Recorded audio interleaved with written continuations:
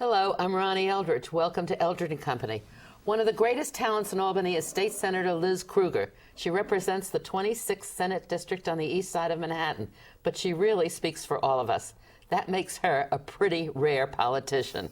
And that's what you are, a rare politician. Thank you so much. I love watching you when I can see you. I've seen it on the internet, but you tell me that it's now televised in New York, the sessions. Yes, you can watch the state legislature on certain cable channels. That'll be the great disillusion of New Yorkers, right? I don't know. I shouldn't say that. No, I think not to watch you. That would be great. Oh, thank you. No, but I think it's really important about that people actually know what's going on in their legislatures, and so C-SPAN did so much to let the world know about what happens in Washington.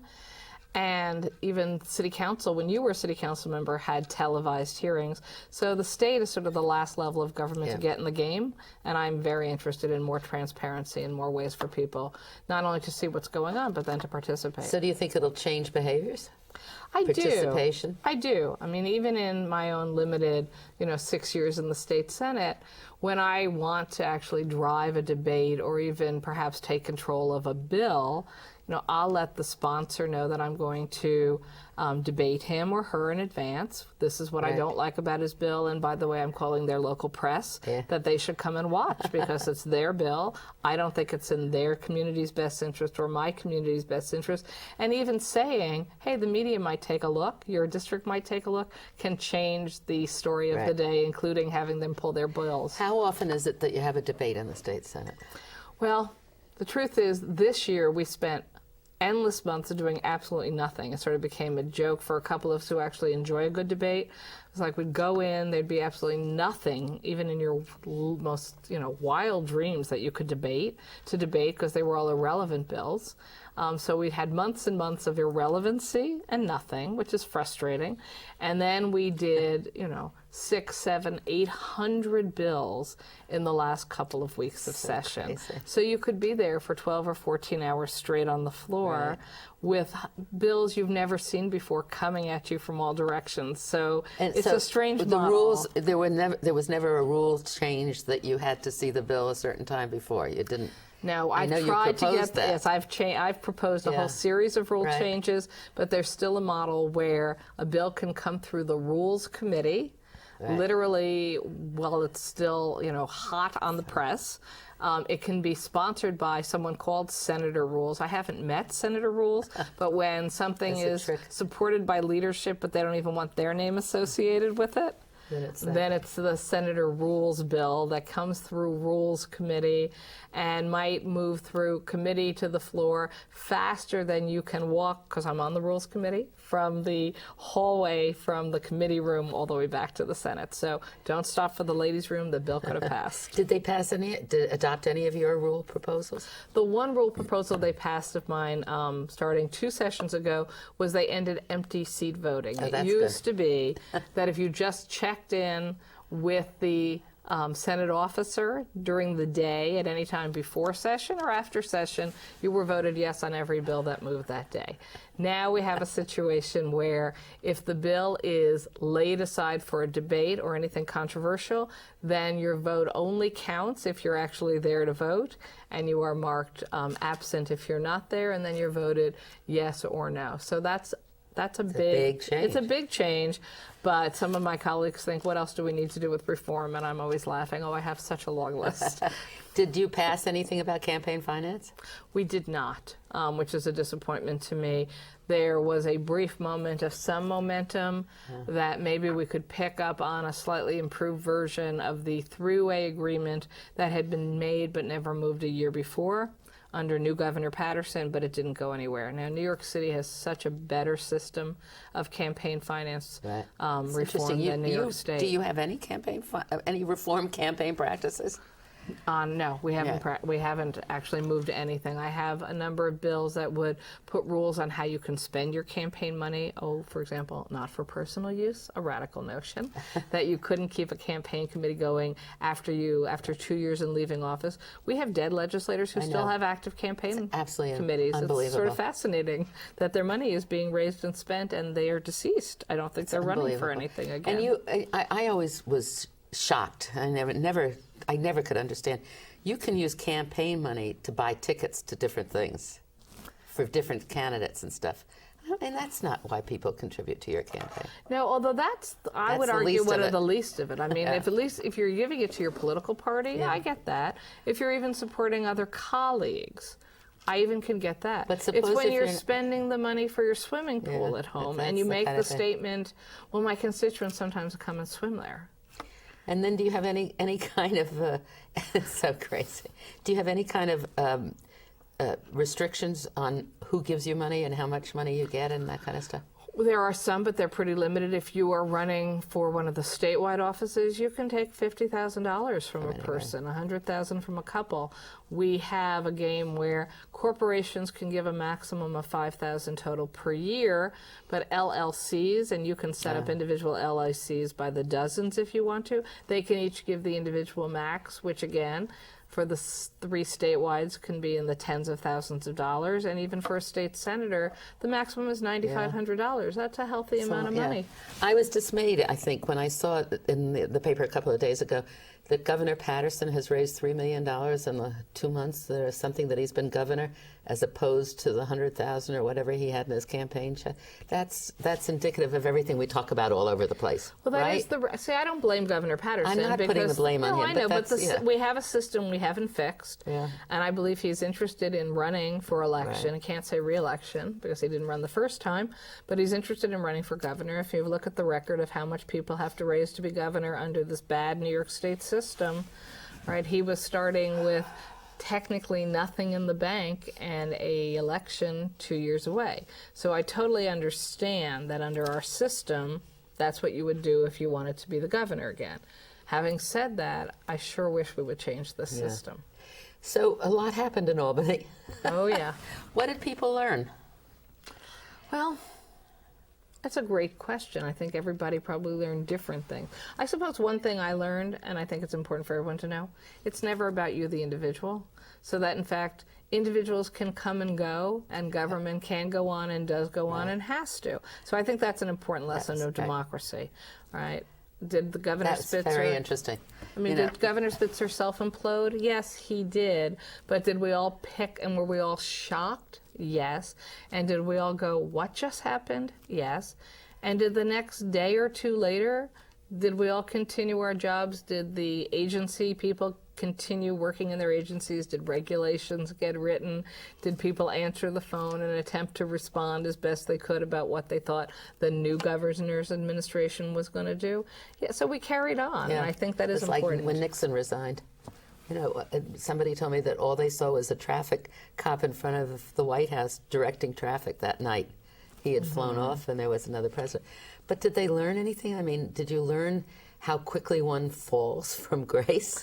How easy it is, what we perceive as power? And I mean, it was just a stunning that part thing. was It was stunning. It was because, you know, I think for so many New Yorkers, for me, there was so much excitement and hope about not only who Elliot Spitzer was, but what he was going to do in Albany. We were so excited about finally having the end of the 12-year Pataki administration and all the new possibilities.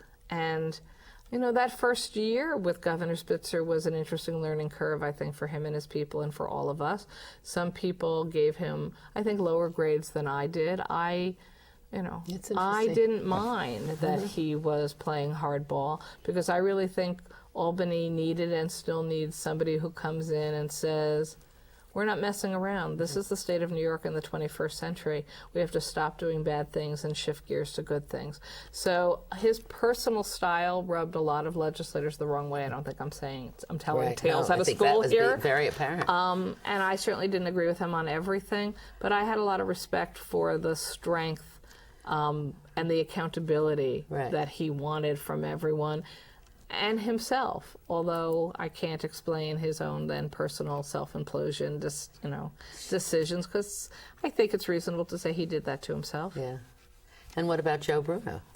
Well, Senator Bruno, I was once quoted in a newspaper. I was asked, describe Joe Bruno in 3 words. And I said, charming, gracious, and dangerous. And he then said to me the next week, thank you for 2 of the 3 adjectives.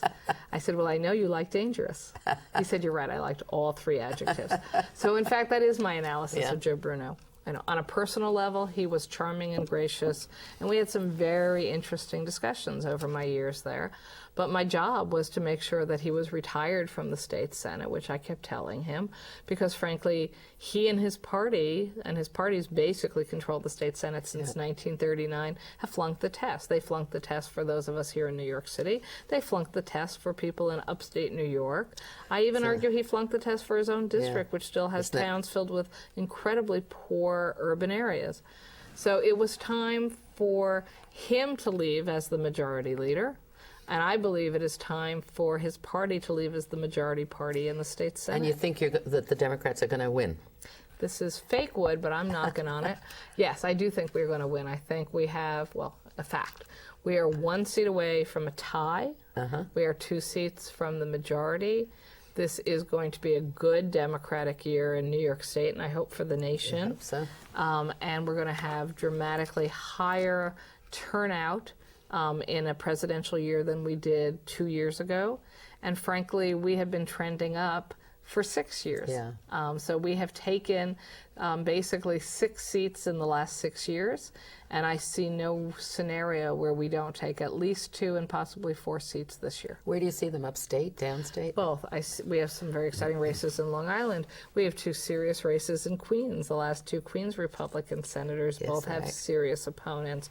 We've got a terrific guy in Rochester who was the state senator, Rick Dollinger, running to take back his seat, and he's a bright progressive guy, and I can't wait to see him back there. We have a great populist farmer named Don Barber running in a rural gerrymandered district where he is a true populist progressive. You would love him.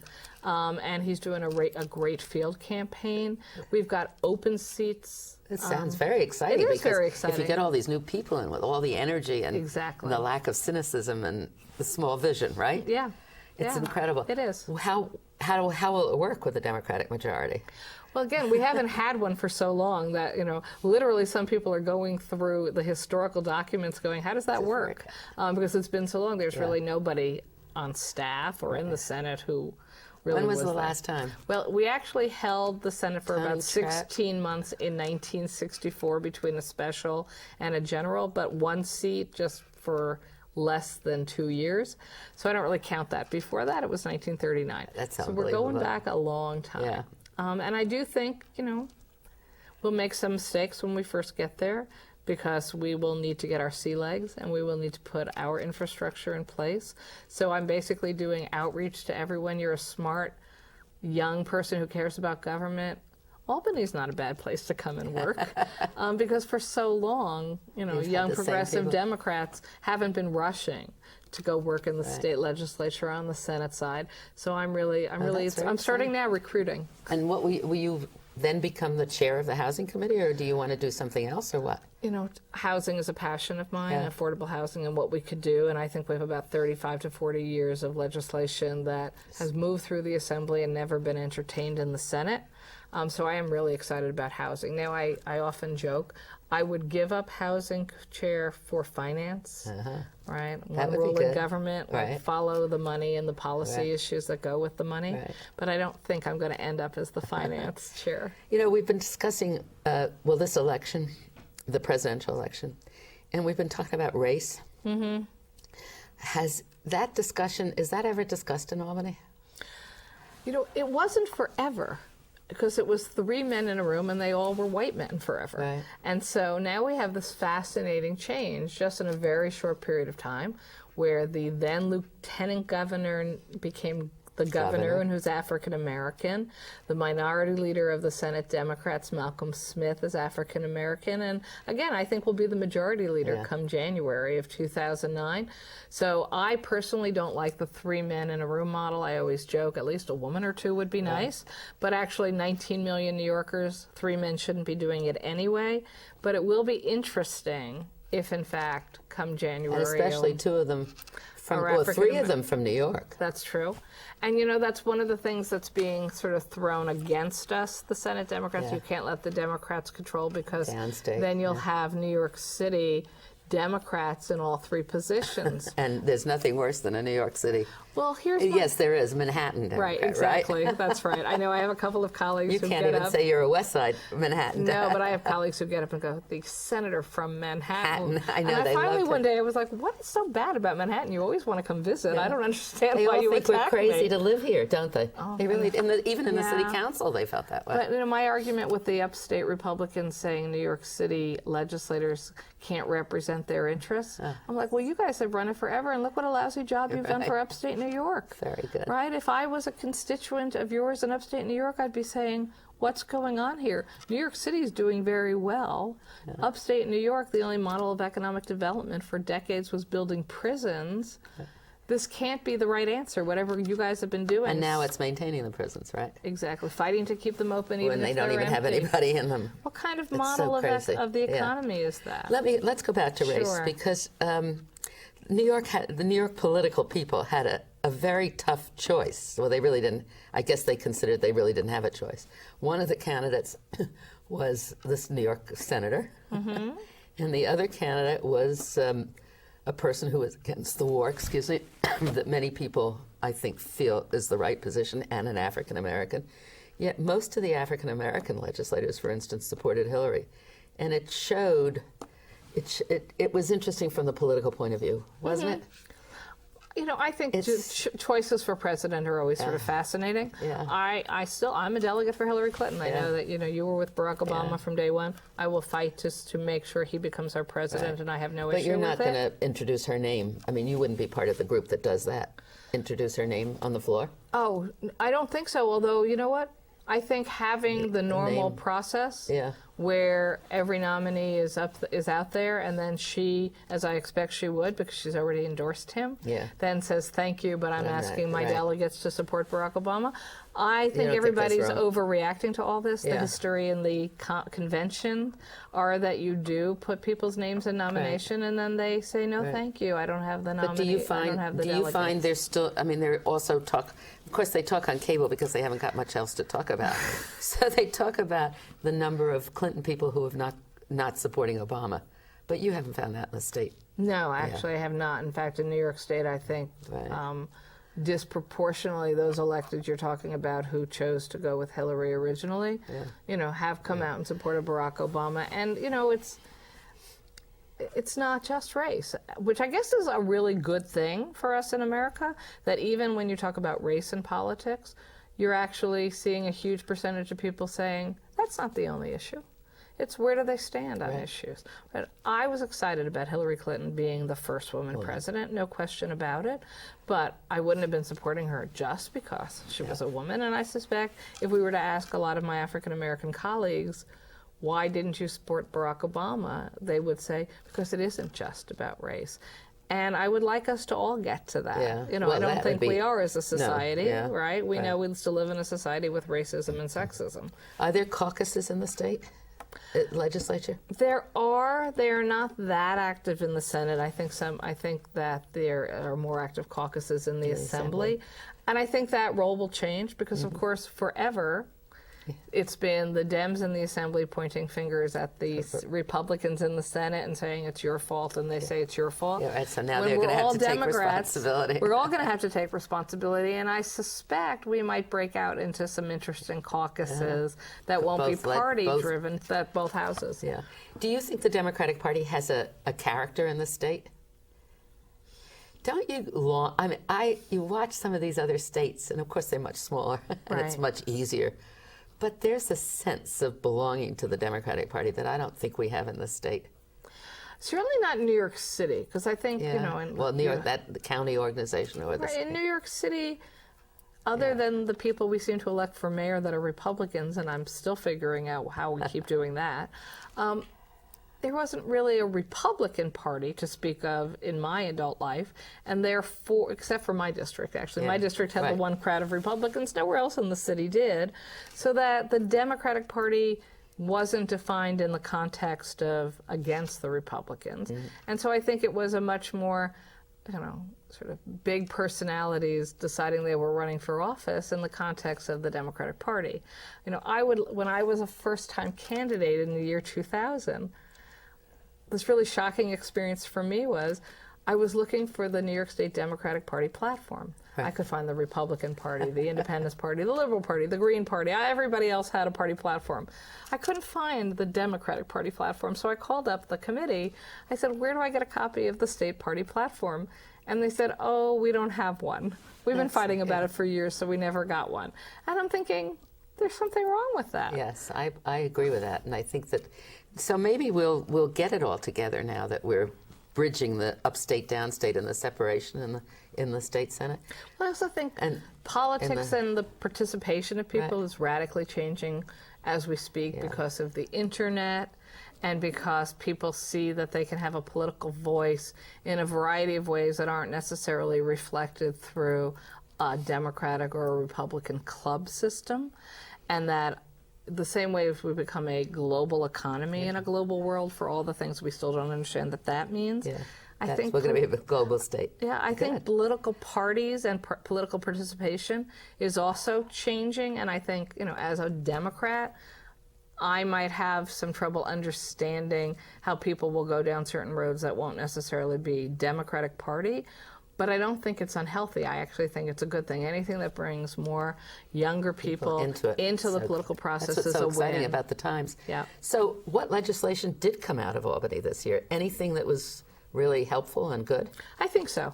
I think actually we passed some pretty good environmental laws that are very important, including we fixed the brownfields cleanup law, which had passed in 2002 but didn't work. And so for the 6 years since then, I had just gotten in when it passed, I kept saying, when are we going to make this one work, guys? We're spending a lot of money and we're not getting brownfield cleanup. We're not getting investment in urban and rural poor areas of the state that need this land cleaned up, and they have opportunities for affordable housing and new economic development. So we got that bill passed. I think that is a win. We got a mortgage foreclosure protection bill passed, which I think is really critical. Again, in Manhattan, we don't have a foreclosure crisis. In the rest of the state and country, we do, and actually in the boroughs moving in towards us in Manhattan, we have a foreclosure crisis. So the state of New York passed, I think, a pretty respectable, one of the strongest in the country bills around protecting people from fraudulent mortgage activities, from penalties for people who move you into the mortgages you can't afford, people who get caught into a mortgage that they can't afford when they were eligible for a perfectly normal, affordable mortgage, but there was no penalty for, for doing something that wasn't smart for the person. Exactly. So I think that was an important piece of legislation. Did they pass the gasoline tax vacation? No, there was no summer holiday from gas taxes, which you and I talked about. I thought was a ridiculous proposal, although some of my colleagues fundamentally disagree, and there's one where we saw the candidates for president fundamentally disagree. Education, did we tackle that at all? We had year 2 of fair funding under the CFE lawsuit for the New York City Public Schools. So we followed through on the commitment that we started in the year before for meeting our obligations for funding, for fair funding for the schools. So I am very pleased with that, particularly given the fact that we're in a very serious fiscal crisis at the state level. Some of my colleagues, and I think I'm probably one of them, think we'll be back before the end of the year cutting the budget because we don't have the revenue. Have they done anything about property tax? No, and there's lots of debate about that. The governor's put out his call for a property tax cap. I am not a supporter of that on its own. It has to be tied into what people are calling circuit breakers, which I just call progressive taxation, so that we have a mechanism for making sure that if 2 people own the same house next to each other and one's making $1 million a year and one's on a fixed income, that your taxes reflect your $1 million income versus your $50,000. The legislation that you would pass in the state, will that apply to New York City? It depends what we do. We can absolutely deal with tax policy overlapping the state and the city. For example, when you talk about property tax caps, that does nothing for renters. Renters end up paying increased property tax caps through their increased rent. But every time we do any of these STAR program deals or property tax cap deals, renters don't win anything. And then and the other counties in the state, though, don't have the classes of property that we have. No, that is I won't say it's unique, but New York City has a Nassau, fairly unique situation. The truth is every part of New York State has a very strange assessment system. California has, it's a big state, bigger than us, 60 different property tax assessment divisions in the entire state. And we have over 1,000. Yeah. You can live next to each other and have different rules. Well, it's funny, you know, the state. Unprogressive, what was the Proposition 13 in California? I would support that right now. Anyway, what are we going to vote on? What kind of machines? We have never settled that question, have we? Well, this election, most of us are going to vote on the same lever machines we voted on our whole life, but every poll site in New York City will have one optical scanner machine where you can choose a paper ballot and use that. It will be there both for people with disabilities, but also anyone else who wants to use it can try it. In the next cycle in 2010, the theory is everywhere in New York City we will have gone to the paper ballot. And that's all done by county. Scanner. The counties decide what kind of thing they want. Was that within the context of state options? Was that an abdication of responsibility from the state? I believe so. Yeah. I wanted the state to make the determination. And make it the same all over. And we punted. Now, there's good news and bad news there. Because we waited so long and we punted, the dysfunction of Albany, I would argue, worked. Right. Because 49 other states spent their money on bad machines that they now have to replace. Right. Because we waited so long, I think we actually might do it right. Good. We've come to the end of this program. Okay. And, you know, I always wanted you to run for the city council because I wanted you to be mayor, which I still do. I hope at least if you go back to Albany and you don't run for mayor that you become the majority leader. Maybe you'll be governor someday. Thank you very much, Liz Krueger. And go to Liz's website, which is LizKrueger.com, my name. Great. Thank you. Thank you, Ronnie.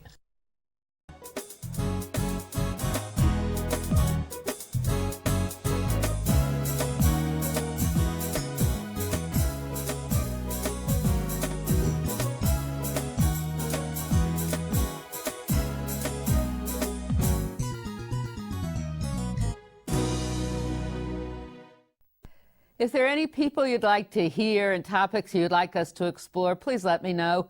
You can write to me at CUNY TV, 365 Fifth Avenue, New York, New York, 10016, or you can go to the website at cuny.tv and click on Contact Us. I look forward to hearing from you.